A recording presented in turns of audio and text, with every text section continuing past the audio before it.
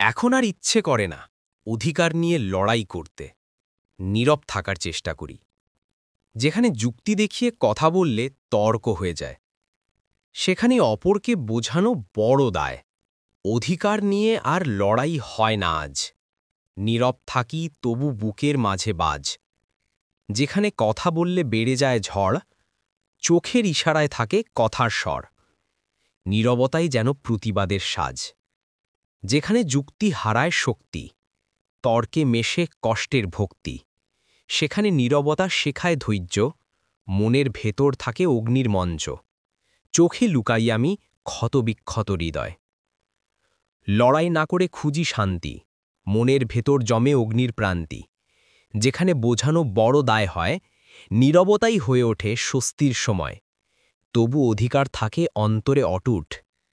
অন্যায় দেখেও চুপ করে থাকা, যেন মনের ভেতর আগুন জমা রাখা। কথার বদলে নীরব চাহনি, প্রতিবাদের সুর বেজে ওঠে জানি। তবু কেউ বোঝে না এ অনুভব। যেখানে যুক্তি নেই সেখানে তর্ক বৃথা। চুপ করে থাকা শেখাই নিজেকে যথা।